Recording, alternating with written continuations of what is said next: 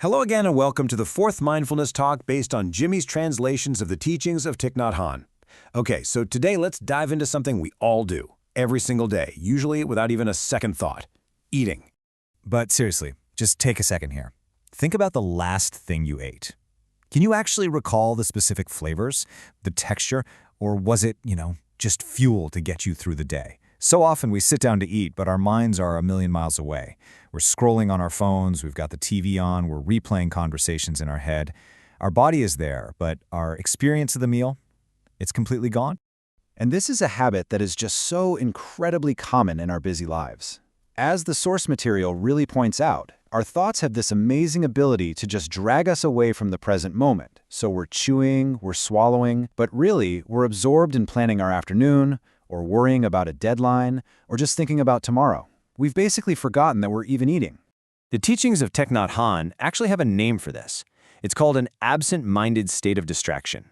It's this mental fog, right? This cloud of constant thinking that just disconnects us from what's happening right in front of us. And the key here isn't just about being busy, it's about the quality of our attention. When our mind is all clouded up, our senses get dull.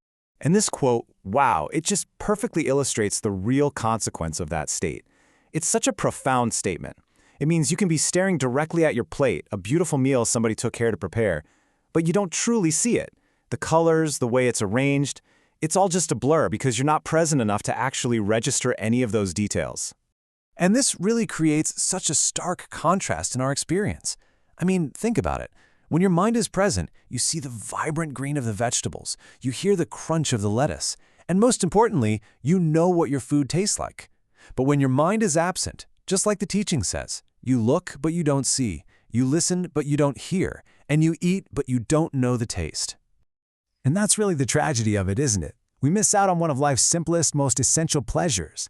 The nourishment from food isn't just physical. It's also this amazing opportunity to be present, to be calm, and to connect with our bodies and the world. When our minds are gone, we completely miss out on that opportunity. Okay, so if this whole absent-minded state is the problem, what's the solution? How do we actually stop our thoughts from hijacking every single meal? Well, the teaching offers a wonderfully simple yet incredibly powerful practice. The core instruction is this: eat but don't think. Now hold on, I know that sounds kind of impossible, right? We can't just force our minds to go blank. But it's not about that. It's about shifting the focus of our awareness. It's a conscious choice to put our attention on the food, on the act of eating itself, instead of just letting our thoughts run wild. And this right here is the central message. Just be aware of the food. It's basically an invitation to use all your senses. What does it look like on the fork?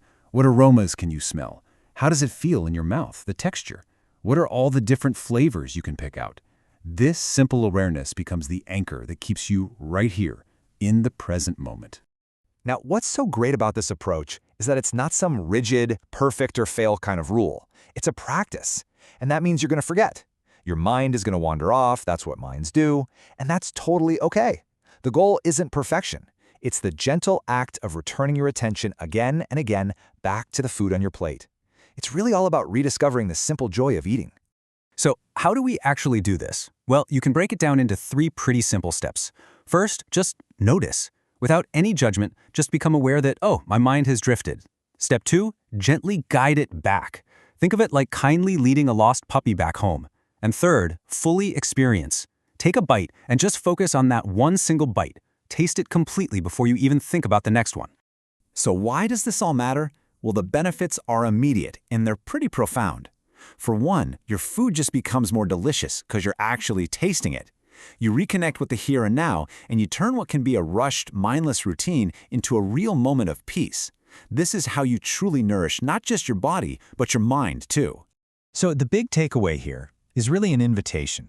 It's an invitation to reclaim your meals from the constant noise of distraction. It's about transforming the simple act of eating into a practice of being present. Be there for your own meal. Be present with every single bite. And that really leaves us with a final thought to chew on, quite literally.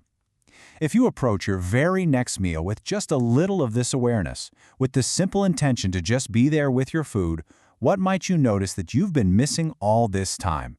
What new flavors are you going to discover?